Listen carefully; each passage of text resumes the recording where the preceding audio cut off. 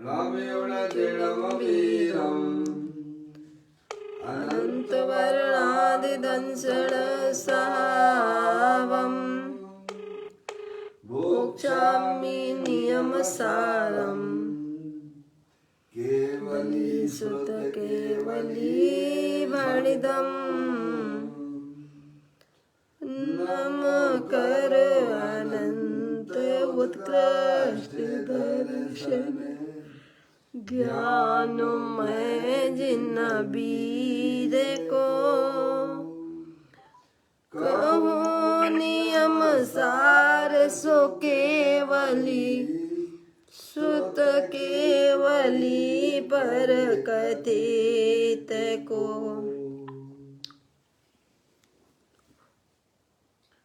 श्री नियम सार जी नामक परम आध्यात्मिक ग्रंथ स्वाध्याय हेतु में विराजमान है।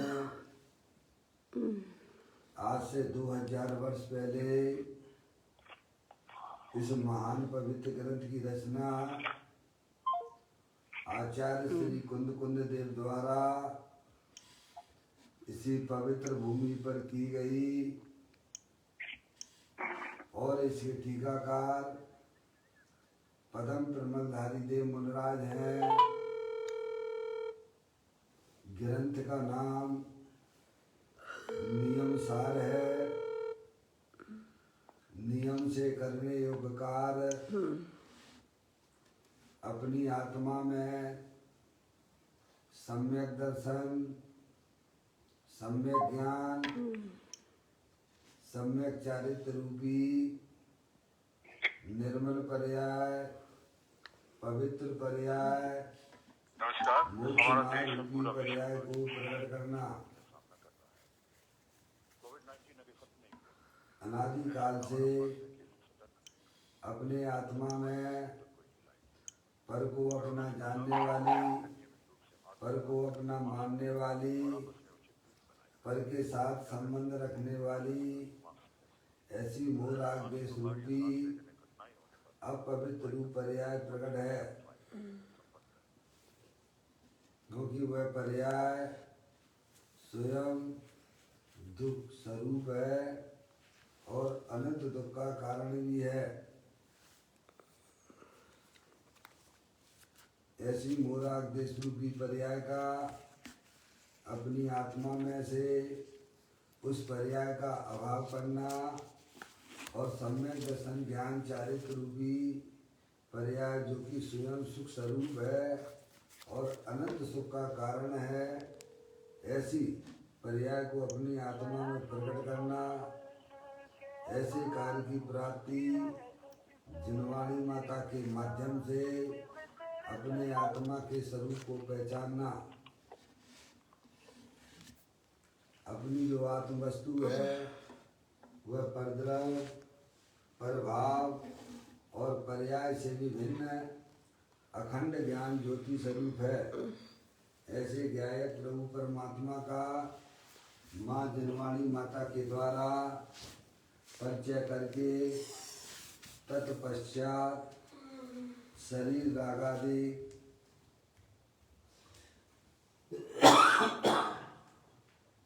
ये सब कर्म कृत वस्तुएं हैं। इनका हमारे आत्मा के साथ में किसी भी प्रकार का कोई संबंध नहीं है। इस प्रकार सम्यक वेद ज्ञान पूर्वक शरीर रागादि को कर्मकृत जानते हुए इनमें अपनापन छोड़ना, इन्हें अपना नहीं मानना। अंदर जो अखंड ज्ञान ज्योति स्वरूप भगवान आत्मा है, जो कि अखंड ज्ञान ज्योति स्वरूप है, ऐसे गायक प्रभु परमात्मा में अपनापन स्थापित करना, उसे ही निज रूप से जानना और उसमें ही अपनी वर्तमान पर्याय को मग्न कराना। उसे ही अरिहंत परमात्मा ने उसे धर्म कहा है। ऐसे कार्य की प्राप्ति जिनवाणी माता के माध्यम से अपने आत्मा के स्वरूप को समझना। उससे ही वास्तव में अरिहंत परमात्मा ने धर्म कहा है। उसकी चर्चा आचार्य भगवंतों ने, मुनिराजों ने एक एक गाथा और उसकी टीका के माध्यम से हमें अपने आत्मा के स्वरूप को यहाँ समझाया है।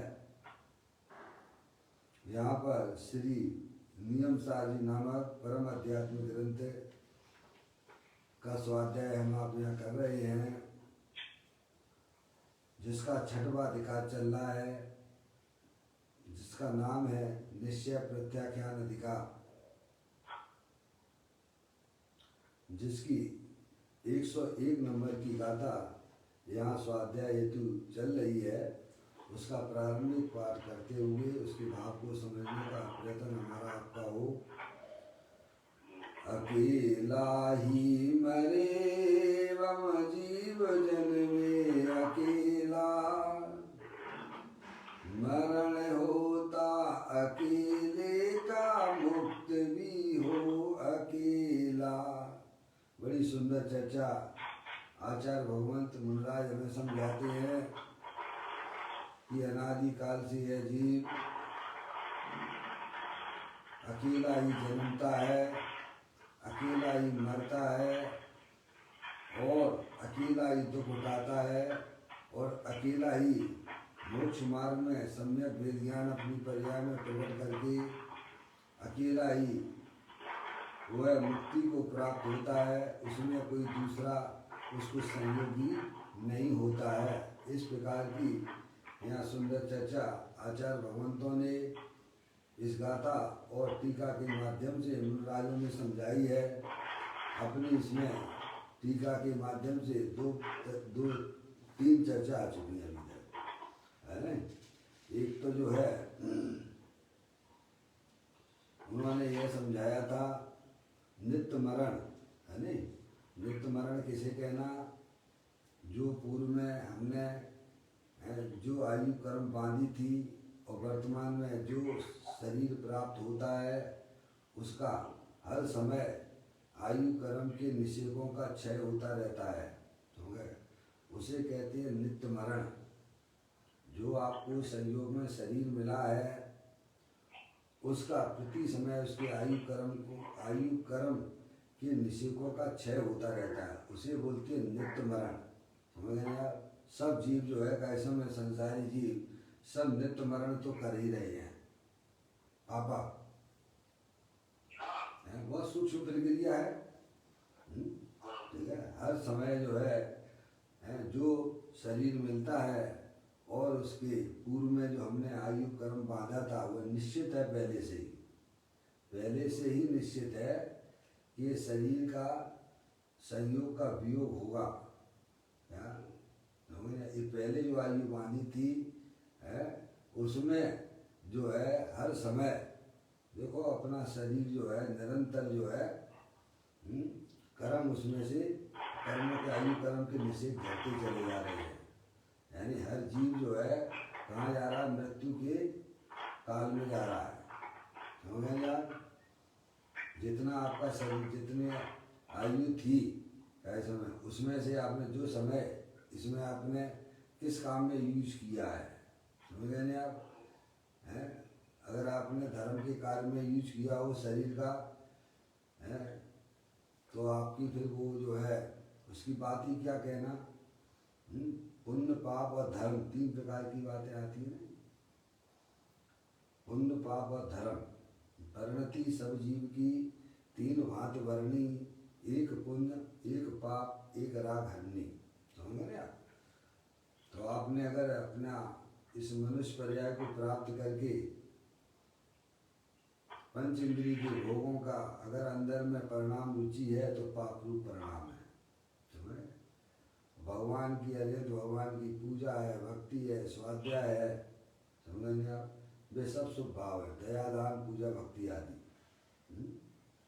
और अरिहंत परमात्मा ने जो वस्तु बताई है कि प्रत्येक आत्मा सिद्ध की सामर्थ्य वाला है, ऐसे अपने आत्मा का परिचय करके अपनी वर्तमान पर्याय को अंतर्मुखी उपयोग के द्वारा अपने आप को व्यायक रूप से जो स्वीकार करता है वहाँ धर्म की पर्याय प्रकट हो जाती है? तो कहने का तात्पर्य यह है कि मनुष्य पर्याय तो हमें आपको मिली, तो हमने उसको कहाँ पर यूज किया, पुण्य में, पाप में या धर्म में? समझ गए आप? अनादि काल से हमारे आत्मा में, कब से? अनादि से धर्म रूपी पर्याय तो प्रकट हुई ही नहीं है। अगर धर्म रूपी पर्याय प्रकट हो जाती तो भाई साहब इस पंचम काल में एट लीस्ट आपको जन्म नहीं लेना पड़ता। समझे? सब मिथ्या दृष्टि जीव ही पैदा होती है। अनंत काल हो गया, कभी भी हमारे आत्मा में धर्म रूपी पर्याय प्रकट नहीं हुई है। पुण्य पाप के परिणामों में ही हमारा आत्मा झूलता रहा है, आर्त ध्यान और बौद्ध ध्यान में ही रहा है। तो कहते हैं यहाँ पर नित्य मरण किसे कहना? जो पूर्व में आपने आयु कर्म जो बांधा था, उसमें से हर समय जो शरीर मिला, हर समय उसमें से आयु कर्म के निषेध क्षय होते रहते हैं, उसे बोलते हैं नित्य मरण है। और दूसरे नंबर का मरण बताया था क्या? भव संबंधी मरण, यानी जब यह जीव जो है दूसरे गति में जाता है, इस शरीर को छोड़ देता है, तो उसे बोलते भव संबंधी मरण। समझ गए? 70 साल में इसका कॉन्टैक्ट आत्मा और शरीर का जो मिला है उसका टूट जाता है, और वह आत्मा परिणामों के अनुसार उन गतियों में जाता है। समझ गए नहीं आप? तो वो जो हो जाए वो हो गया भाव संबंधी मरण। और तीसरा मरण होता है भाव मरण। समझ गए नहीं आप? तब बताया कि भाव मरण। भाव मरण किसे कहना? चूंकि यहाँ इसकी चर्चा अभी नहीं है, टीका में केवल जो है नित्य मरण और भाव संबंधी मरण की बात है।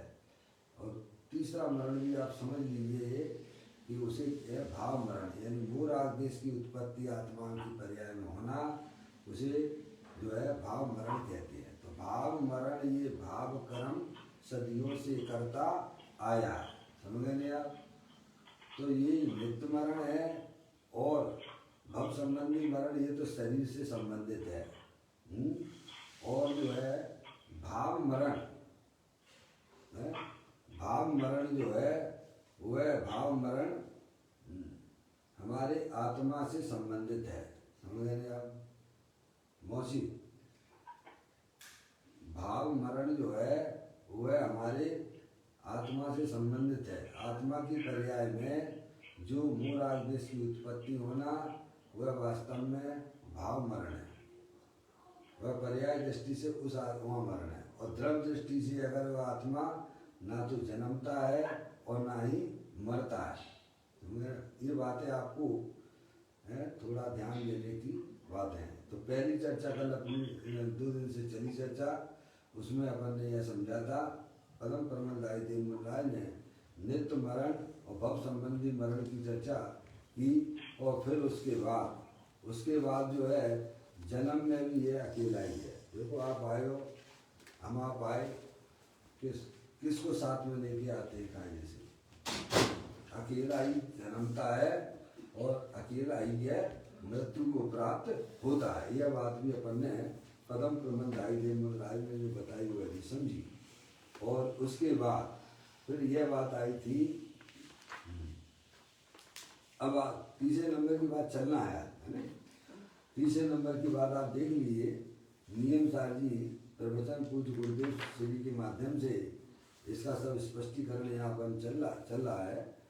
अब जो है पदम प्रबंधाई देव मुराज ने कहा टीका करते समय, तो तीसरे नंबर की बात, सर्व बंधुजनों से रक्षण करने में आत्मा हुआ भी सर्व बंधुजनों से रक्षण करने में आता हुआ भी महाबल पराक्रम वाले जीव का अकेले का ही अनिश्चित होने पर भी स्वयं मरण होता है। या सर्व बंधुजनों के रक्षण करने में आता हुआ भी बहुत महाबलशाली है, लेकिन जब उसकी आयु निकट हो जाती है तो उसके बंधुजन परिवार वाले कैसे में कोई उसको जो है बचा सकता नहीं है। समझ गए नहीं आप? जब उसका आयु निकट हो जाती है तो भाई साहब है, शरीर छोड़ने का टाइम आता है, भले कितना भी बलवान क्यों ना हो, समझ नहीं आप, कितना भी बलवान क्यों ना हो उसका शरीर, लेकिन जब उसका आयु क्रम है, जब मृत्यु नजदीक आती है तो उसके परिवार वालों के द्वारा, बंधु मित्रों के द्वारा, कैसा में है, इंद्र है, उसमें आता है छटाला में, सुर असुर, खगादिक सुर असुर खगादिक जीते, नहीं, मणि मंत्र नहीं तंत्र ऊपर की लाइन बोलो भाई, सुर असुर खगादिक जीते। और जो है आगे क्या है बोलो, छेड़ाला का है, पांचवी ढाल का चौथा छंद है, मणि मंत्र ये नहीं सीखना। अरे नहीं भाई, ऊपर की लाइन बोलो आदि, सुर सुर असुर खगादिक जीते, जो हाँ मणिमंत्र तंत्र नहीं होई, मरते न बचावे कोई। क्या जिस प्रकार से मृग है ना, मृग का दृष्टांत दिया ना, जिस प्रकार से है, मृग जो है सिंह के द्वारा मृत्यु को प्राप्त होता है, समझ गए आप, उसी प्रकार से जब आयु नजदीक आ जाती है तो इंद्र नरेंद्र खगेंद्र है भी का समय आपको बचा सकते नहीं है, उसको समझ में आएगा नहीं यार। मणि मंत्र तंत्र बहु कोई, मरते न बचावे कोई है, समझ गए यार। तो जब जब जीव का कितना भी महाबलशाली भी क्यों ना हो तो उसकी फिर रक्षा जो है कोई करने में समर्थ होता नहीं है, समझ गए यार। तो ये बात यहाँ कही जा रही तीसरे नंबर में, सर्वबंधु जनों से रक्षण करने में आता हुआ भी है, सर्वबंधु जनों से रक्षण करने में आता हुआ भी महाबल पराक्रम वाले जीव का अकेले का ही अनचिन्ह होने पर स्वयं में मरण होता है, समझ नहीं आप, कितना भी उसका ट्रीटमेंट करो आप, कितनी भी दवाई दो, बाहर में आपके कोई भी हो भाई साहब, आपको कैसा बचाने में समर्थ नहीं हो सकता है, समझे। सब चीजें बिल्कुल निश्चित हैं, इसीलिए अपन को अपने आत्म कल्याण में बिल्कुल सावधान होने की बात है, समझे आप। अब देखो इसी की व्याख्या पूज्य गुरुदेव श्री करते हैं पदम प्रमल धाई देव की लाइनों का, मरण के बिस्तर पर पड़ा हो, चारों तरफ कुटुंबी जन खड़े हों, देखने में आता है कि नहीं आता है, पापा सीधी सी बात है, इसमें धर्म ऐसी चीज है कि हमको समझ में नहीं आती है, बिल्कुल भी नहीं है, फिर भी हम जो है बिल्कुल अंधे बने हुए हैं, समझ रहे आप, हैं क्या भाई, फिर भी जान मूझ कर अंध भयो है, आंखन बांधी पाटी, अरे जिया जग धोखे की टाटी। सब हम सामने देखते हैं, हमारे सामने हमारा बच्चा हो, हमारे पिता हो, हमारा भाई हो, माता हो, बहन हो, है भाई साहब, बिस्तर पर पड़ा रहता है, और हमने तो खुद देखा है ना, कई देखने में आती है, हमसे बड़ा हमारा भाई था, 15, 16, 17 साल की उम्र होगी, समझ नहीं आप, बिस्तर पे पड़ा हुआ है, बोलना चाहता है, कुछ कहना चाहता है लेकिन बोल नहीं पाता, समझ गए नहीं आप, दुखी होता रहता है, अब क्या करें। तो कहते हैं कि मरण के बिस्तर पर पड़ा हो, चारों तरफ कुटुंबी जन खड़े हों, तथापि जीव को मरण से कोई बचा नहीं सकता है, समझ गए आप। इसीलिए भाई साहब अपने ज्ञान में अरिहंत परमात्मा के द्वारा वो ही एक आपको बचा सकते हैं, सच्चा तत्व ज्ञान अगर आपके पास में हो और आपकी जो है शरीर का संबंध जो आयु क्रम बिल्कुल नजदीक भी हो, तो भी आप जो है अपना बहुत बड़ा काम करके चले जाएंगे, आपकी पर्याय में दुख बिल्कुल भी नहीं होगा। दुख काय का है, शरीर को हम अपना माने बैठे, जिस ज्ञान की पर्याय में जिसने अपने आत्मा का शरण ले लिया है, भव रहित भगवान आत्मा का जिसको शरण है, भाई साहब उसे मृत्यु से डर बिल्कुल भी नहीं लगता है। क्या शरीर में कैसा भी रोग हो, तो भी उसकी पर्याय भाई साहब दुख हो नहीं सकता है। क्या? क्योंकि उसे अपने सच्चा ज्ञान उसकी पर्याय में है और उसने अपनी पर्याय में वस्तु स्वरूप का निर्णय किया है। अब उसकी पर्याय में कभी भी दुख होने वाला नहीं है। वो ही आपको बचा सकता है। कौन? सच्चा तत्व ज्ञान है। सच्चा तत्व ज्ञान जो अरिहंत परमात्मा ने बताया है, उसका अगर आपके पास में ज्ञान है, वही आपको बचाने में समर्थ हो सकता है। बचाने में का समर्थ का मतलब क्या है कि आपकी पर्याय में दुख नहीं होगा, क्योंकि आपने भव रहित भगवान आत्मा को पहचान कर उसका आश्रय लिए हुए हैं। शरीर का वियोग तो सब निश्चित है। आपको दुख से बचाने का एक ही मंत्र है आपके पास में, जो अरिहंत परमात्मा ने हमें समझाया है, बताया है। आप उसका पर्याय में निर्णय कर लेते हैं तो भाई साहब वो आपको दुख से बचा सकता है। शरीर का वियोग तो जो सबका निश्चित ही है। समझ लेंगे आप? आप कितना भी इलाज करवाइए अपने शरीर का, समझ नहीं आप? लेकिन जब अगर आयु कर्म जो आ गया है, कोई भी महाबलशाली भी क्यों ना हो, वह तो शरीर तो छूटना ही पर छूटेगा ही। समझ गए? छूटा हुआ है ही। ज्ञानी उसे अपने ज्ञान में उसे छोड़ देती है। समझ गए आप? बेजीव धन है। समझ गए? शरीर का इंतजार करोगे भाई साहब कब छूटेगा, क्या होगा? आप बताओ, घर में आग लगी हो तब कुआं खोदोगे क्या? पहले से ही सावधान हो जाना भाई साहब। पहले से ही सावधान होते हैं ज्ञानी, तभी तो वे कहते हैं चाहे मृत्यु आ जाए, चाहे मृत्यु लाखों वर्षों बाद आए, मैं तो कैसा, मैं तो तैयार बैठा हुआ हूँ। ज्ञानी जीव की हर पर्याय में अपनी आत्म साधना चलती रहती है। समझ लेंगे आप? पापा अब तो जागृति लाने का बात आ गई है पर्याय में। समझ गए आप? अपने आप को जो है भाई साहब, अपनी आत्मा से बेभान नहीं होना। अरे हमें आपको सबको मौका मिला है दिने दिन परमात्मा की बात को समझने का भाई साहब, बुद्धि मिली है, उसमें उपयोग लगाना चाहिए। है? तो कहते हैं मरण के बिस्तर पर पड़ा हो, चारों तरफ कुटुंबी जन खड़े हों, तथापि जीव को मरण से कोई बचा नहीं सकता है। ये तो हमारे सब आपके सामने वैसा सब देखने में आता है सब। और फिर भी अपन बिल्कुल ऐसे अंधे भरे हुए हैं, विषय भोगों में फिर भी लिप्त होते आ रहे, लिप्त होते आ रहे, लिप्त होते आ रहे। समझ आप? बेमर गए, बेमर गए, बेमर गए, बेमर गए, तो तुम कौन से अमर रहने वाले हो भाई? हैं? समझ में आया? कहते हैं जीव को मरण से कोई बचा नहीं सकता है। शरीर की पर्याय जिस समय छूटने वाली है, उस समय में आगा पीछे नहीं हो सकती। समझ गए आप? एक क्षण भी आगे पीछे, एक समय भी इसे आगे पीछे नहीं किया जा सकता है। जो आप कॉन्टेक्ट लेके आए हो शरीर का, वो भाई साहब उसी समय ही छूटेगी।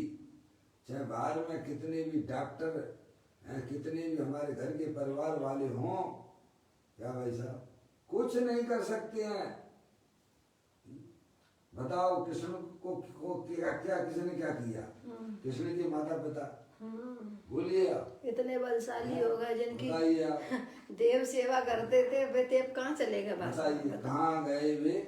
कहाँ गए चक्र, कहाँ गए चक्री जिन जीता भरत खंड सारा, कहाँ गए वो राम और लक्ष्मण महाराज जिन भारत क्या सामने उनके माता पिता लगते रहे, क्या कर पाए? बताओ, क्या निकाल पाए वहां से अयोध्या द्वारकाधीश से? बताइए आप। कल वो ग्रंथ में पढ़ा था, उसमें यही बता रहे थे कि श्री कृष्ण उस समय विचार कर रहे थे कि बताओ कहाँ चले गए मैं, इतने देव सेवा करते थे। तो हमारे भाई को पानी लेने जाना पड़ा, और वो भाई गया तो वो जरत कुमार के द्वारा मारा गया। जब प्रतिकूलता आ जाती है भाई साहब, तो देव भी सहायक नहीं होते। कोई भी जो आप सहायक करने वाले होते वे भी आपके दूर हो जाते हैं। ये सब जो है पुण्य के ठाके जो आपका संयोग दिखा रहे हैं। सही बात है।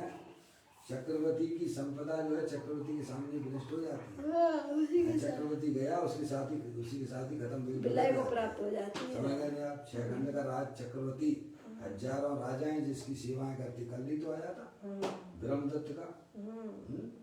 बताओ, एक समय पहले सब उसकी हाहाकार कर रहे, हजारों देवता उसकी सेवा करने लगे, और दूसरे समय भोगों में मरा तो कैसा नरक में चला गया। राजेश्वरी सो नरकेश्वरी, कहाँ गए वे सबके देव दूसरे समय? भाई साहब आप सोचिए, विचार कीजिए। ये सब जो है कैसम बार में आपको जो दिखते हैं, आपके पास पुण्य का उदय है तो वो आपके साथ में है, और जैसे ही पाप का उदय आता है सब बिखर जाता है, सब ताना बाना। समझ गए आप? अपने जिन्हें अपना कहते हैं तत्काल पराये होते हुए नजर आते हैं पाप के उदय में। कभी कल्पना नहीं करी कि जमाए पराये होंगे, जमा से नहीं व्यवहार क्षण भर में सब बदल। कल्पनाओं में सो रहे हो, कल्पना में बस कुछ नहीं है। इसीलिए ज्ञानी कहते हैं आप कार्य में सावधान हो जाइए, वस्तु स्वरूप का ज्ञान कीजिए। कहते हैं शरीर की पर्याय जिस समय छूटने वाली है उस समय आगे पीछे नहीं हो सकता, वह उसी समय का समय। देखो बहुत से होते हैं भाई साहब वही बैठे हुए हैं, बढ़िया खासा शरीर, ऐसा नहीं कि शरीर बीमार हो तभी का समय इसका कॉन्टेक्ट खत्म होगा। ऐसे ऐसे लोगों का आपने सुना भी होगा, भाई साहब अपनी दुकान की गद्दी पे बैठे बैठे लग गए। अरे भगवान की दोग देते देते लग गए।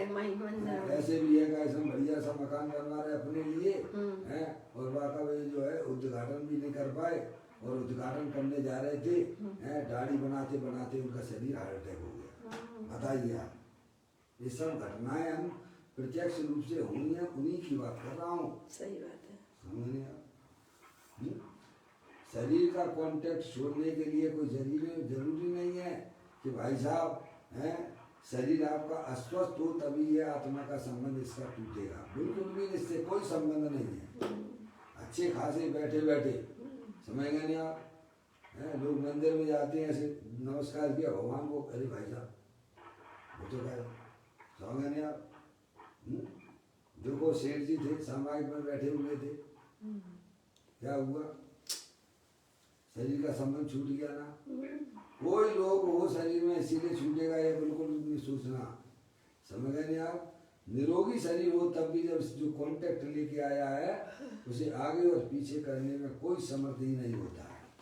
समझ गए नहीं आप? कोई बचा सकता नहीं है। इसीलिए आप स्वयं में भी आत्मा अकेला ही जन्मता है, अकेला ही मुक्ति को प्राप्त होता है। अनादिकाल से आप अपनी गाड़ी खुद ही चला रहे हो, आप आगे ही चलाओ, खुद ही चलाओगे, क्योंकि आप अनादि अनंत रहने वाले भगवान आत्मा हो। इसीलिए अपन को इन सारी बातों को जानकर अपने परिणामों में जितना जितना हो सके परिणामों को गंदा ना करो, ये आपकी प्रॉपर्टी है। मम्मी बस जितना हो सके अपने परिणाम निर्मल रखिए। निर्मलता जभी आती है पर्याय में जब सम्यक विज्ञान की उत्पत्ति होती है। जब वस्तु स्वरूप का यथार्थ ज्ञान जीव को हो जाता है तब भाई साहब उसके परिणामों में निर्मल परिणाम हो, और जब तक नहीं होते हैं तब तक वस्तु स्वरूप का विचार करोगे, वस्तु स्वरूप को जानोगे तो पाप के परिणाम तो एटलीस्ट गायब हो जाते हैं। क्या भाई साहब? पाप के परिणाम, भोगों के परिणाम एटलीस्ट गायब हो जाते हैं। शुभ परिणामों का तो भाई साहब अंदर में कैसे शुभ परिणाम तो चलते ही रहते हैं। क्यों अपने परिणामों को बिगाड़ना? क्यों किसी की तरफ देखना? क्या किसी की बुराई करना? क्या मिलता है तुमको उसमें? बुरे बुरे चित्रों को ना देखना, अपनी चक्षु इंद्री बर्बाद मत करना। बड़े मुश्किल से मिली है, अनादिकाल से यह जीव एक स्पर्श इंद्री में रहा है। अब आपको 5 इंद्रियां मिल गई हैं तो गलत चीज में यूज ना करो, नहीं तो छीन ली जाएंगे तो फिर सही घुस गया। प्रधानमंत्री है 5 साल के लिए पीएम बने हुए हैं, भाई साहब अगर अच्छे काम करेंगे तो दोबारा उन्हें जनता बुलाएगी, और नहीं तो भाई साहब ऐसे ऐसे मुख्यमंत्री है जरा कोई पूछता भी नहीं है, प्रधानमंत्री उन्हें कोई पूछता नहीं है। समझ गए आप? आपको मौका मिला है, जैन कुल में पैदा हुए, छने हुए पानी में पैदा हुए हो, तो कम से कम भाई साहब इतनी लाज तो रखो कि जैन धर्म के विरुद्ध हमारी पर्याय में कार्य ना हो। ये तो आप कर ही सकते हो ना बुद्धिपूर्वक, इसमें कहाँ दिक्कत है? इसमें कर्म कोई कराते हैं क्या? कर्म बेचारे कौन भूल मेरी ये बताए, अग्नि सहे घनघात लोहे की संगति पाए। पर द्रव हमारे परिणामों में कुछ भी नहीं करता है। आत्मा में एक जो है अकारण कारण नाम की शक्ति है। पर से नकार हो पर कार्य का 14वें नंबर की शक्ति आई है। 47 शक्तियों में आचार्य मूलचंद देव के अनुसार तो अनंत शक्तियां, पर से न इसमें कार हो पर कार्य का कार्य भी नहीं। तो इतनी बढ़िया बढ़िया भी इन शक्तियों को पहचानो भाई, जैसे मेरी आत्मा में शक्ति है देखो आपका। इसीलिए हर समय बस बुद्धिपूर्वक जो है अपने परिणामों में समता भाव रखने की कोशिश करना चाहिए। समझ में आए? किसी के साथ कोई वाद विवाद ना हो, कहीं उलझे नहीं हमारा उपयोग। सबसे बढ़िया वाणी बोलिए भाई साहब, हैं? आपको जिब्या मिली है तो अच्छे वचन बोलिए, हितमित प्रिय वचन बोलिए। चक्षु इंद्री मिली है तो गंदे चित्रों को ना देखिए, भगवान को देखिए। यही तो हमारा चढ़ना योग है। और क्या है? जिन निमित्तों से हमारे परिणाम बिगड़ते हों, हैं भाई साहब, उन निमित्तों से अपनी दूरियां बनाकर चलिए। बाबा ये तो आप, इसमें आपको कौन सा पैसा लगता है बताओ आप, हैं? इसलिए ये धर्म क्यों नहीं दिखता है? हम किसी की निंदा आदि ना करें क्या, तो आपके परिणाम अपने आप ही विशुद्धता सही रूप होंगे। जबरदस्ती उसमें जुड़ने की कोई जरूरत नहीं। उसमें जबरदस्ती पदार्थों से जुड़ोगे तो नियम से आपके परिणाम खराब हो जाएंगे। समझ गए आप? जितना हो सके उतना जो है भाई साहब, ज्यादा लोगों के घर बैठना नहीं, उठना नहीं। क्या भाई साहब, ऐसी आप तैयारी कीजिए। आप छोड़ना तो पड़ेगा, शरीर तो कॉन्ट्रैक्ट है उसका।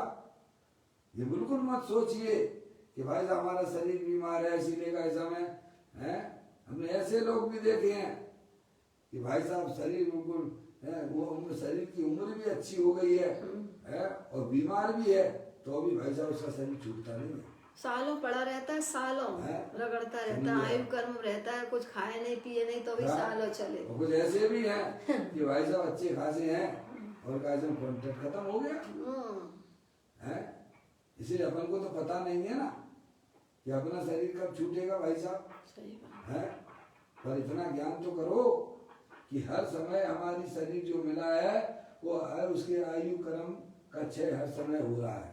समझ गए? काल के काल में जा रहे हो, हैं? दूसरी बात, ये शरीर अपने नियत समय में ही जो है आत्मा से संबंध छोड़ देता है। इसीलिए अपन को बराबर सावधान होना। अपन तो अनादि अनंत रहने वाले भगवान आत्मा है, ज्ञानेश्वर है, और पर्याय वो हमारी वास्तविक कमाई कहलाएगी। आप समझिए। आप अगर आपने पर्याय में भाई साहब विशुद्धता रखी होगी तो वे परिणाम ही आपके साथ में जाने वाले हैं। समझ रहे आप? और आपने परिणामों में गंदगी रखी होगी तो वे जो संस्कार आपने अपने आत्मा में डाले होंगे वही अगली पर्याय में जाने वाले। इसमें भगवान कुछ करता धरता नहीं है। भगवान ने तो कैसे वस्तु स्वरूप बताया। क्या बताया है? बस अब अपन को मौका मिल गया है कि अरे परमात्मा की वाणी अपन को मिल रही है भाई साहब, तत्काल सावधान हो जाना चाहिए। कोई व्यक्ति ने कहा भाई साहब उधर मत जाइए, उधर वो जो है तुम्हारा शत्रु खड़ा हुआ है, समझ गए? मारने के लिए पूरी तैयारी के साथ, तो आप क्या करते हो? हटते हैं उस मार्ग से, उधर नहीं जाते हैं? जो व्यक्ति देख के आया उधर से, अरे भाई साहब इतन की प्लानिंग चल रही है, हैं कि आपको मारने की प्लानिंग चल रही है, और किसी ने पुण्य की वजह से आपने उसने आपको बता दिया कि भाई साहब श्रीमान जी आप उधर मत जाइए, उधर जाओगे तो आपकी पूरी तैयारी है आपको मारने की। तो क्या करते हो? जाते हो जबरदस्ती क्या? नहीं जाते ना, तो अपना परिवर्तन उधर से बंद कर देते हैं। ऐसे ही हमें ज्ञान हो गया है कि मनुष्य पर्याय महान दुर्लभ लई जो चिंतामणि त्यो पर्याय लई दृष्टि। साधिक पर्याय मिलना भी दुर्लभ है। हमें आपको तो मनुष्य पर्याय मिली है। असंख्या देवगति में जाने के बाद एक बार मनुष्य पर्याय मिलती है प्रभु। समझे आप? उसी ऐसी भोगों में बिगाड़ देना है। ज्ञानी हमें ज्ञान कराते हैं कि भाई साहब बस अपना अंदर में परिणामों में विशुद्धता रखिए, किसी के साथ कोई लड़ाई झगड़ा ना कीजिए, किसी के साथ का ऐसा में कोई किसी के निंदा मत कीजिए, किसी को बुरी दृष्टि से मत देखिए माता बहनों को, समझ गए ना आप। तो सो परिणाम तो आपके सहजी परिणामों में होने लग जाते हैं भाई साहब, है समझ गए ना। इतना काम तो एटलीस्ट अपन कर सकते हैं कि नहीं कर सकते हैं, ईमानदारी से बताइए आप, कर सकते हैं। हैं यहाँ में कौन से आपके पैसा लग रहे हैं भाई साहब। आप अनादि अनंत रहने वाले आत्मा हो, पहले स्वीकार कीजिए, हैं। जो गंदगी अगर हम पर्याय में पैदा करेंगे उसका वास्तव में हमें ही सफाई उसकी करना पड़ेगी, हमारे घर की सफाई हमें करना पड़ेगी, कोई दूसरा आके नहीं करेगा। इसीलिए बिल्कुल सावधान होइए अपने आत्म कल्याण में। कहते हैं शरीर की पर्याय जिस समय छूटने वाली है उस समय में आगा पीछे नहीं हो सकता है, चाहे शरीर निरोग हो और चाहे शरीर रोगी हो, जितना आप कांटेक्ट आपने किया था पूर्व भाव में कि भाई साहब उतने ही उसी समय वास्तव में छूट जाती है। चक्रवर्ती के शरीर रक्षक, फिर दोबारा चक्रवर्ती की बात की है नी, कल भी आई थी आज फिर आ रही है। चक्रवर्ती के शरीर रक्षक 16,000 देव सेवा में खड़े हों, मैंने आप चक्रवर्ती है, चक्रवर्ती के 16,000 और नारायण के 8,000, इतने देव कहाँ चले गए श्री तो आपसे कृष्ण। कहता हूँ देखिए ये तो अपने सब प्रथमान योग में दिया हुआ है ना। वो जो अनंत सरा चक्रवर्ती की इकलौती पुत्री थी, वो इकलौती, और 22,000 उसके भाई थे, क्या कर पाए बोलो। अंजना को देख लो, 22,000 22 वर्ष तक कौन सहायक बना, माता पिता जिन्होंने वो नहीं मना बाबा, ये तो प्रथमान में स्पष्ट लिखा है ना। 22,000 उसके भाई चक्रवर्ती, उसके भाई उसके अनंत सरा के हैं, देव उठा के लेगा जंगल में छोड़ दिया, समझ गए ना आप। बताओ क्या कौन रक्षक रहा वहाँ पे, कौन किसने क्या किया है। जब उनके साथ में रहती थी तब उसे कैसा चलता होगा, हैं ये हमारे भाई ये हमारी रक्षा करेंगे, ये हमारे में चक्रवर्ती में कोई कुछ कर ही नहीं सकता। अरे भाई साहब तेरा पुण्य पाप की नाटक है ये, पुण्य पाप फल माई हरक बिलको मत भाई, ये पुदगल पर जाए उपज विषय पर थाई, समझ गए आप। तो कहते हैं चक्रवर्ती के शरीर रक्षक 16,000 देव सेवा में खड़े हों तो भी आयुष पूर्ण होने पर जीव अकेला ही मरता है, क्या करेंगे वे देव। इंद्र जिनेंद्र कितने आ गए वहाँ पे, यहाँ तो 16,000 खड़े हुए चक्रवर्ती के, दूसरे समय दूसरा समय एक है, दूसरे समय तो 5 मिनट भी नहीं आपके हैं, एक समय समझते हो। ये आँख की पलक जो है ऊपर से नीचे आने में असंख्या समय हो जाते हैं मुझसे, कितने समय, आँख की पलक नीचे ऊपर से नीचे आने में असंख्या समय हो जाते हैं, और 2-3 समय में तो वह जीव दूसरी पर्याय में चला जाता है। या आप सबकी जय जयकार बोल रहा हो, समझ गए आप। वहाँ तो जैसे इसने परिणाम किए होंगे, गंदे परिणाम किए होंगे तो पानी का कीड़ा हो जाएगा, ज्यादा दूर नहीं वहीं हो जाएगा पापा। जिन्हें जो है लैट्रिन में बढ़िया बढ़िया उन्होंने जो पत्थर लगा रखी है ना, हैं मेरा इतना बढ़िया बाथरूम है, समझ गए नहीं आप। तो वह जीव वहीं जाके पैदा हो जाता है, नोटों की रुचि वाला कहीं दूसरी जगह नहीं जाना पड़ता है, नोटों में जाके वहीं नोटों में जाके पैदा हो जाता है, समझ गए नहीं आप। जैसी रुचि कितने समय, 2-3 समय में तो दूसरी पर्याय मिल जाती है प्रभु, समझ गए नहीं आप। हजारों देव जिसकी सेवा कर रहे थे हैं 2-1 समय पहले, अब वो नरक में चला गया, अब वहाँ कौन सा देव आ रहा है वैसा पहचान क्या कर रहा है। यहाँ तो तुम्हें पानी ले सामने खड़े लो, वैसा पानी, प्यास लगी बोले पानी पी लो, भूख लगी पहले से, इतना पुण्य का उदय, समझिए आप, इतनी सेवाएं कर रहे हैं आपकी। और दूसरे समय भाई साहब नरक में जाके पड़ा, 33 सागर के लिए चला गया, राजेश्वरी सो नरकेश्वरी। चक्रवर्ती के शरीर रक्षक 16,000 देव सेवा में खड़े हों तो भी आयुष पूर्ण होने पर जीव अकेला ही मरता है।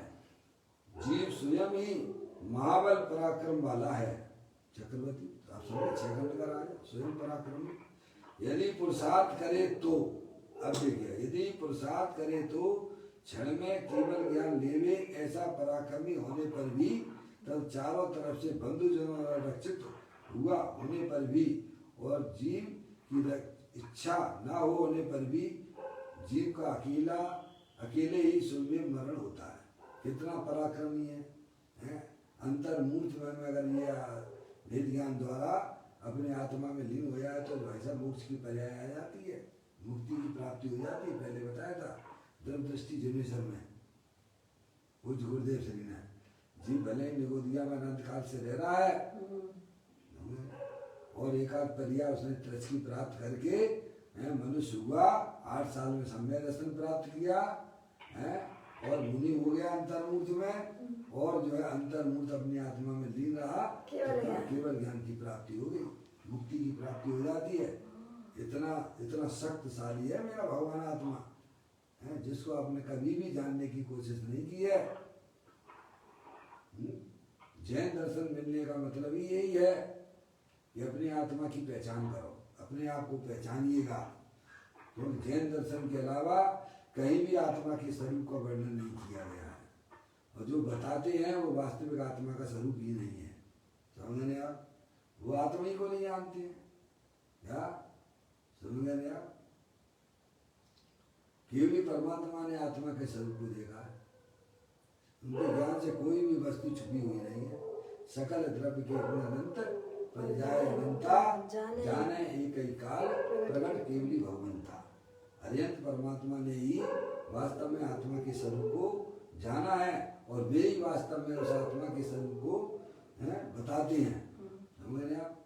तो आपको हमको सबको मौका मिला है, मनुष्य पर्याय मिली है, जिन्हें देव मिले हैं, जिन्हें वाणी मिली है, समझाने वाले मिले हुए हैं। अब देरी करने की, अब आलस और प्रमाद करने की बिल्कुल भी जरूरत नहीं है। बिल्कुल सावधान हो जाने की बात है। के अलावा कुछ नहीं मिलेगा आपको। पर द्रव्यों से जो हम प्रेम कर रहे हैं वो हमारे लिए बचाइए अपने आप को। पर के पीछे मत कीजिए, पर का प्रेम, पर से प्रेम मत कीजिए। अपने आत्मा को समझने में अगर आप बुद्धि लगा ली तो भाई साहब अभी आपका आत्मा ऐसा अनंत शक्तियों के भंडार वाला है।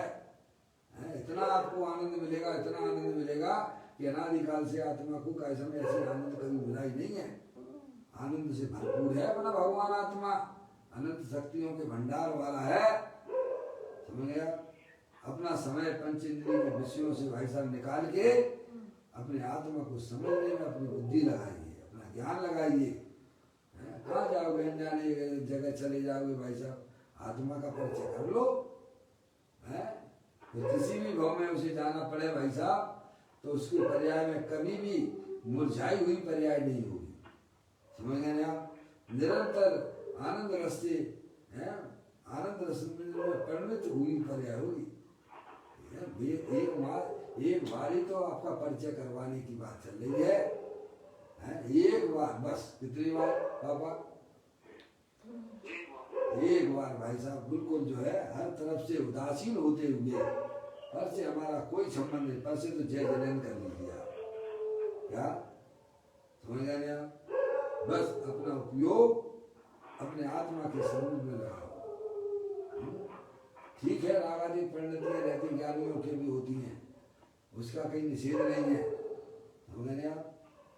राग आदि परिणतियां भूमि का अनुसार ज्ञानियों को भी उनकी पर्याय में रहती है, पर उन रागादिक की रुचि नहीं होती है। क्या?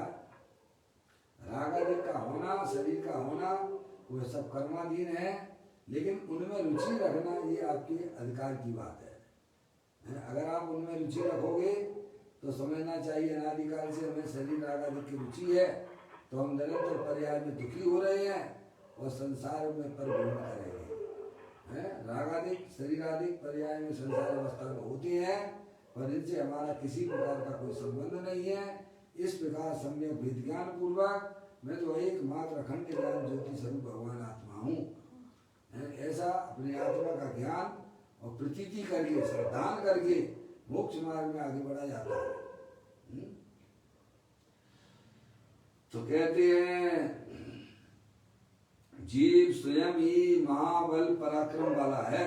कैसा है? जीव स्वयं ही महाबलशाली है, इतनी अनंत शक्तियों के भंडार वाला है। समझिएगा, आपको परिचय न होने से उसकी महिमा नहीं आती है। जैसे कोई व्यक्ति हो भाई साहब बहुत शक्तिशाली हो और हम उसे बिल्कुल जानते नहीं है, हमारा उसका परिचय नहीं है, तो उसके प्रति हमारा कैसे परिणाम होते हैं? बोलो। कोई महाबलशाली व्यक्ति हो जिसे हम जानते ही नहीं है, जिससे हमारा परिचय ही नहीं है, तो उसके प्रति हमारा कैसे परिणाम होंगे? अरे भाई साहब कौन आ गया यहाँ पर यार, अरे जाओ भाई साहब मुझे अपना काम करने दीजिए। आप समझ गए ना? आप उपेक्षित परिणाम होते हैं कि नहीं होते हैं? किस कारण से? है तो महाशक्तिशाली लेकिन आपको उसका परिचय ही नहीं है, तो उपेक्षित परिणाम हो जाते हैं। और आपको अगर परिचय उसका हो उस व्यक्ति का, तो महाशक्तिशाली का, तो आप कहोगे भाई साहब आप सेल्फी फोटो लेने लग जाओगे हैं, समझो उसके साथ में सेल्फी फोटो ले लोगे आप उसको नहीं छोड़ना चाहोगे। तो यही तो हमारे साथ में हो रहा है ना। हमें अपने आत्मा का परिचय ही नहीं, हम आत्मा को जानते ही नहीं है। हमारा आत्मा इतना महाबलशाली है, इतना महाबलशाली है कि दो तराजू के पल्ले होते हैं। एक तराजू के पल्ले में अगर वो जाके बैठेगा तो बाकी पूरे लोक की चेतन अचेतन पदार्थ जितने भी हैं, दूसरे पल्ले में बैठा हुए तो आपका पल्ला भारी बैठेगा। इतना महाबलशाली है, समझ रहे आप? पर हमने कभी भी अपनी आत्मा को नहीं जाना है, इसीलिए कहा हमारी पर्याय में दुख चल रहा है। तो कहती है जीव स्वयं ही महाबल पराक्रम वाला है, जिसका सेवन अनंत सिद्ध परमात्मा करते हैं। किसका सेवन करते हैं? उस पराक्रम रूपी भगवान आत्मा का। समझ गए आप? अरिहंत परमात्मा क्या करते हैं? अपने अपने शुद्धात्मा का, महाबलशाली भगवान आत्मा का आश्रय लिए हुए उनकी पर्याय है। अब परिचय हो तब काम चले ना। हमारी पर्याय अपने आत्मा का आश्रय कब लेगी? जब हम उसका परिचय करेंगे। माँ जिनवारी माता आपको परिचय कराएगी, आप जाएंगे, सुनिए, समझिए। व्यर्थ में कैसा एकांत बहिर्मुखी होकर जिस कुल में पैदा हुए भाई भगवान हमारे भगवान है, इसमें कोई बहुत बड़ी बात नहीं है। समझ में आया? और दूसरे समय आप जैन हो, कहीं आप जो है मनुष्य पर्याय भी मिली, कहीं आप मुसलमान हो गए, तो फिर अल्लाह अल्लाह को याद करने लग जाओगे। इसमें क्या बड़ी बात है? आप अरे भाई ऐसा मत करो। आपको जैन कुल मिला है, जैन परमात्मा का समागम मिला है, पंच परमेष्ठी का समागम मिला है, तो भगवान का इशारा समझने की कोशिश कीजिएगा। समझ गए? एकांत बहिर्मुखी होकर कि भाई साहब पर द्रव्य मेरा भला कर देगा, ये मान्यता तुम्हारी बिल्कुल झूठी है। तो एक द्रव्य दूसरे द्रव्य का कुछ करने वाला नहीं है, ऐसा सच्चा ज्ञान कीजिएगा। तो कहते आत्मा इतना महाबलशाली है, जीव स्वयं ही महाबल पराक्रम वाला है। यदि पुरुषार्थ करे तो, क्या कह दिया उन्होंने आगे? यदि पुरुषार्थ करे तो क्षण में केवल ज्ञान ले लेगा। बताओ, हम पुरुषार्थ किसे, हम गैर मुक्ता को पुरुषार्थ समझते हैं, किसको समझते हैं? समझे ना? पहले में जो है कैसा में पहले पाप में हम परिवर्तन करते थे, अब जो है भगवान की पूजा भक्ति करते हैं। पाप की अपेक्षा से पुण्य ठीक है, उसका कहीं निषेध नहीं है, लेकिन आप ये समझो कि आत्मा का जो अंदर में समय दर्शन ज्ञान चारित्र की पर्याय प्रकट होना, उसके आगे उस पर्याय का क्या महत्व है? पुण्य का कोई महत्व नहीं है। बताइए आप। संसार इतनी बात तो समझने की है ना। तो पुरुषार्थ करे, कहते पुरुषार्थ, यदि पुरुषार्थ करे तो पुरुषार्थ करे, तो पुरुषार्थ का मतलब क्या है? सच्चा ज्ञान करे। ये शरीर हमारे आत्मा से अत्यंत भिन्न है, मैं चेतनेश्वर हूँ, ये शरीर जड़ है, और हमारी आत्मा में जो भी रागादिक परिणाम होते हैं, जो भी इच्छाएं होती हैं, वे सब जो है क्षण भंगुर तत्व हैं। इनसे हमारा आत्मा का कोई भी संबंध नहीं है। ऐसा सच्चा ज्ञान करेगा इसी का नाम वास्तव में पुरुषार्थ है। पुरुषार्थ किसे कहना? वस्तु स्वरूप का सच्चा ज्ञान करना। ये शरीर जो है जड़ है, क्षणभंगुर तत्व है, और मैं अंदर चेतनी सर्व भगवान आत्मा अखंड ज्ञान ज्योति स्वरूप हूँ, अनंत शक्तियों के भंडार वाला हूँ, है? और पर्याय में जो भी रागादिक परिणाम होते हैं वे सब जो है कर्म जनित पर्याय हैं भाई साहब, ऐसा सच्चा ज्ञान करिए। हर पर्याय जो है नई नई पैदा होती है रागादिक परिणाम, समझ गए ना आप? और वह पर्याय हमारे आत्म स्वरूप के अंदर प्रवेश नहीं करती है, इसी का नाम पुरुषार्थ है। और पुरुषार्थ क्या है? सच्चे ज्ञान को ही वास्तव में पुरुषार्थ कहते हैं। पप्पू भैया, आत्म जागृति का नाम पुरुषार्थ है। सच्चा ज्ञान हमारे ज्ञान की पर्याय में चलता रहे, बस ये समझ में। तो चेतनी सर भगवान आत्मा हूँ, अखंड ज्ञान ज्योति स्वरूप हूँ। ये रागादिक परिणाम होते जरूर है संसार अवस्था में, पर उनका हमारी आत्मा के अंदर प्रवेश नहीं होता है। शरीर संयोग में रहता जरूर है, पर वो जड़ है, वो चेतन नहीं है। चेतन तो मैं हूँ। ऐसा सच्चा ज्ञान जिस पर्याय में रहता है वही पुरुषार्थ है। तो कहते हैं जीव स्वयं ही महाबल पराक्रम वाला है यदि पुरुषार्थ करे। अभी पुरुषार्थ का मतलब यही है कि जनवाणी माता के द्वारा आप सम्यक ज्ञान कीजिए, सच्चा ज्ञान कीजिए। तो पुरुषार्थ करे तो क्षण में केवल ज्ञान लेवे। क्या ऐसे हैं कि नहीं उदाहरण अपने पास में? क्षण मात्र में केवल ज्ञान की प्राप्ति हो जाती है, समझ रहे आप? तो सम्यक दर्शन तो बहुत छोटी चीज है ना, क्षण मात्र में ही केवल ज्ञान की प्राप्ति कर लेता है। और सम्यक दर्शन तो बहुत छोटी चीज है। सम्यक दर्शन यानी क्या? ये शरीर है सो मैं नहीं हूँ, मैं तो चेतनी सर भगवान आत्मा हूँ, अखंड ज्ञान ज्योति स्वरूप हूँ, अनंत शक्तियों के भंडार वाला हूँ। जितनी शक्तियाँ प्रभु के पास में है उतनी की उतनी शक्तियाँ वर्तमान में मेरे पास में है। इसी ऐसी सच्ची श्रद्धा और ज्ञान का नाम ही सम्यक ज्ञान है। और फिर वह पर्याय निरंतर अपने ज्ञाय प्रभु परमात्मा का आश्रय लेकर आनंद में रहती है, समझ गए? और अल्प काल में वह पर्याय में केवल ज्ञान और मुक्ति की पर्याय प्राप्त हो जाती है। इतना महाबलशाली अपना भगवान आत्मा है जो हमें जानना चाहिए। इसके जाने बिना हमारी आत्मा का कभी भी कल्याण होने वाला नहीं है। कितने भी भगवान की पूजा कर लो, कितने भी भगवान की भक्ति कर लो, समझ में आया भाई साहब? पराश्रित परिणाम वो हमारे लिए दुख रूप है, और स्वाश्रित परिणाम हमारे लिए तत्काल आनंद की प्राप्ति कराता है। तो कहते हैं जीव स्वयं ही महाबल पराक्रम वाला है यदि पुरुषार्थ करे तो क्षण में केवल ज्ञान लेवे। अनादिकाल से हमारा विपरीत पुरुषार्थ चल रहा है, शरीर को अपना माने बैठे हुए हैं, और बस जिस शरीर में जिस पर्याय में जाता है 4 गति 84 लाख योनियों जिस शरीर को धारण मिलता है उसे अपना मान के विपरीत परिवर्तन करता है। सही बात है। क्या? अरे आप विपरीत चल सकते हो, उल्टा चल सकते हो, तो सीधा नहीं चल सकते हो क्या? चल सकते हैं। चलना तो तुम्हें आता है ना।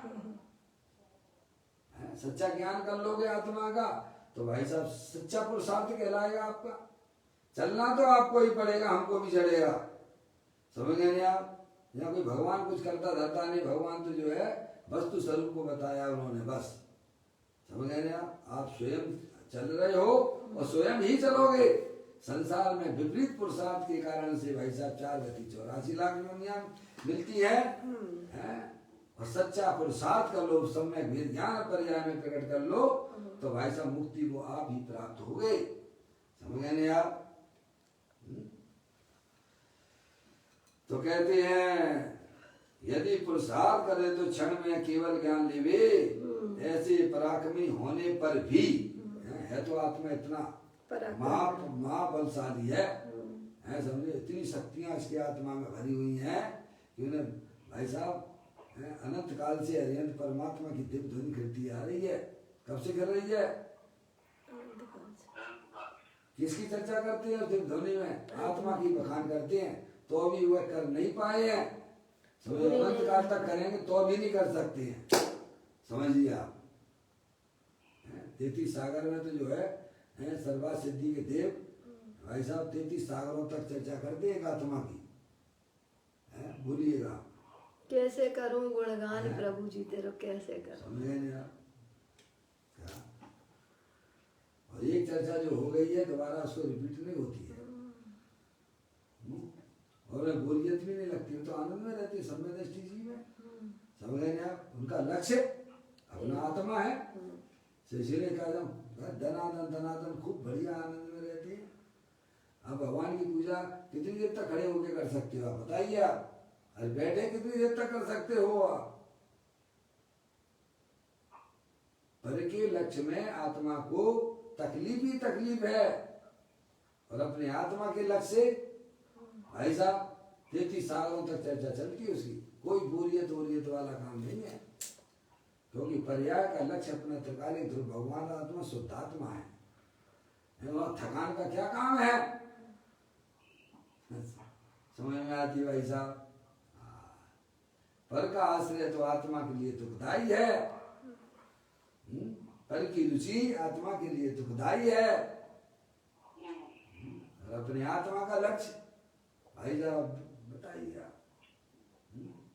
एक बार पर्याय को यह समझ में आना चाहिए कि भाई साहब मैं इतना पराक्रम महाशाली हूँ, बलवान हूँ, मैं चेतनेश्वर हूँ, मैं शरीर नहीं हूँ।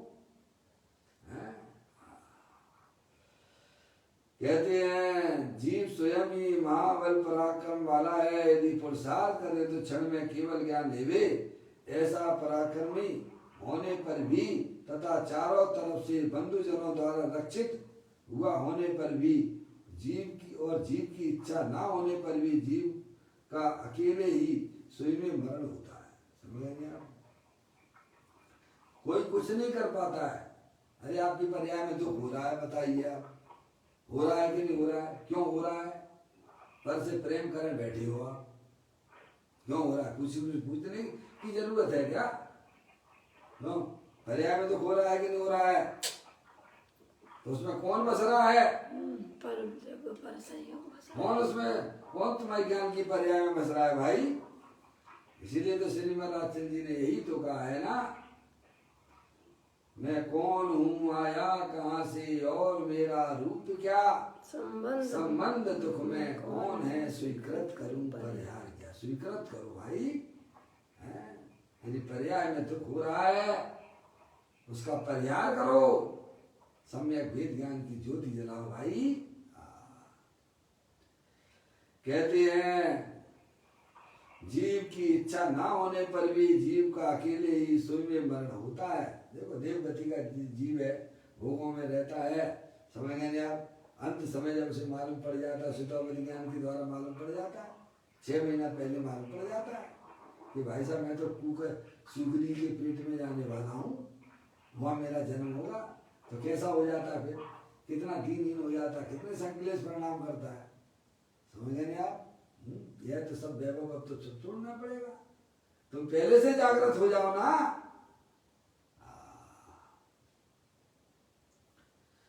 कहते हैं जीव की इच्छा ना होने पर भी जीव का अकेले ही स्वयं मरण होता है। इंद्र आ जावे तो भी उसकी सहायता करने में समर्थ नहीं है। और त्रिकाली चैतन्य स्वभाव के साथ ही तेरा एकता का संबंध है। किसके साथ में? त्रिकाली आत्मा। किसके साथ में संबंध है? तुम्हारे साथ में अनादिकाल से कौन रह रहा है? तेरा आत्मा ही रह रहा है। अनादिकाल से तुम्हारे साथ में कौन रह रहा है? तू ही रह रहा है। ऐसा भगवान आत्मा जो अनंत शक्तियों के भंडार वाला है, उसको तुमने कभी जाना नहीं है, और नहीं जानने के अभाव में पर्याय में निरंतर भाव मरण हो रहा है। हमें प्रेम करना चाहिए था अपने भगवान आत्मा से, अनंत शक्तियों के भंडार वाला है भाई साहब। प्रेम कर रहे हो शरीर से, और शरीर से संबंधित पर पदार्थों से मूर्खताई का धंधा कर रहे हो।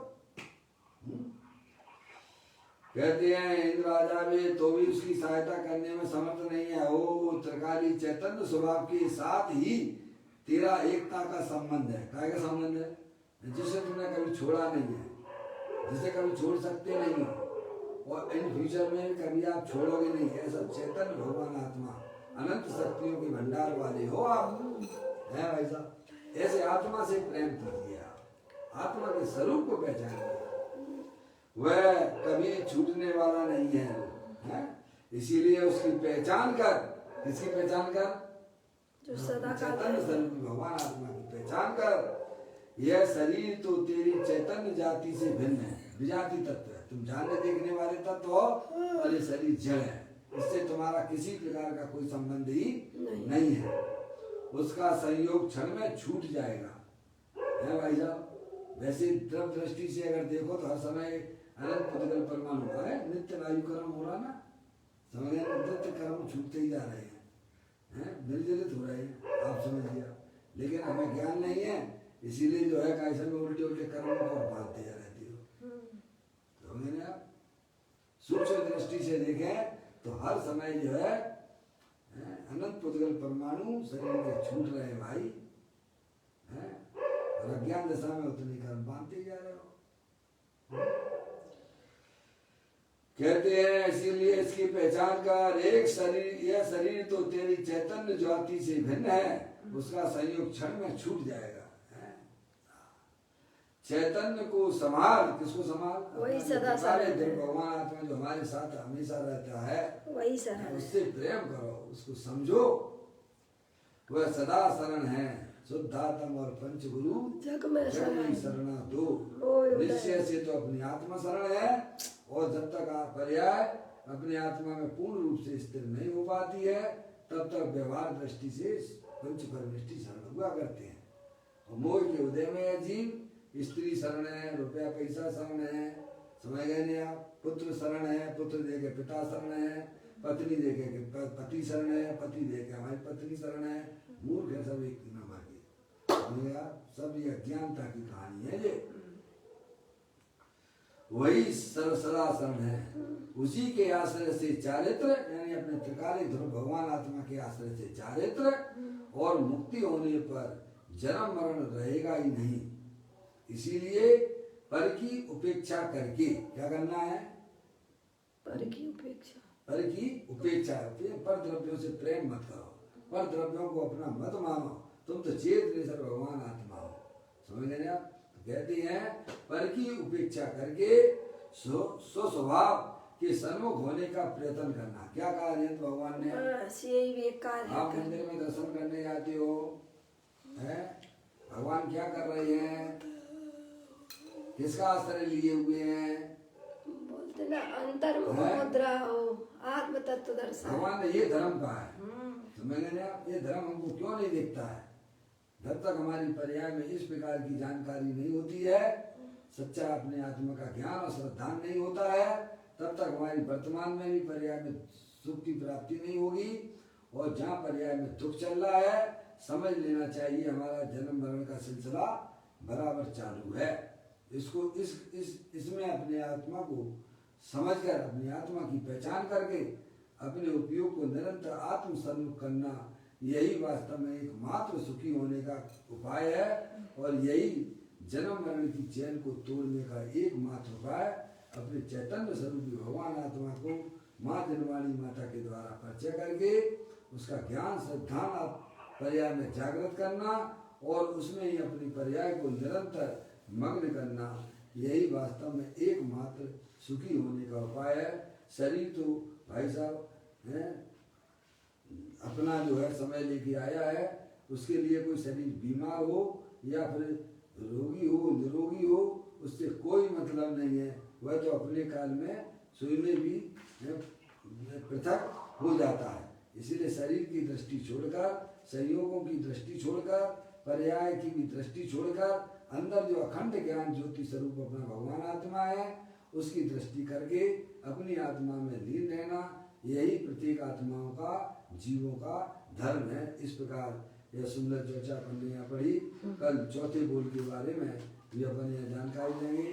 परम परमाई भाई मनराज ने चौथी बात कौन सी कही है, उसका जो है विवरण कल अपन प्रारंभ करेंगे। निज निधि निज में बताई, ये अनंत अनंत उपकार है उसके लिए जिन वाणी माँ को वंदना सतबार है, वंदना सतबार है।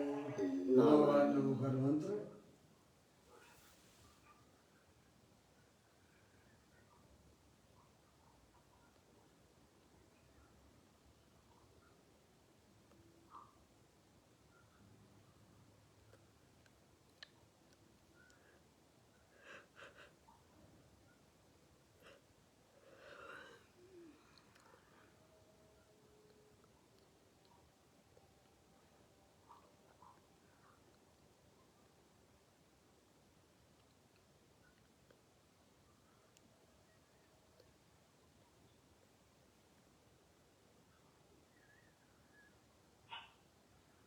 बोलो द्वादशांग जिनवाणी माता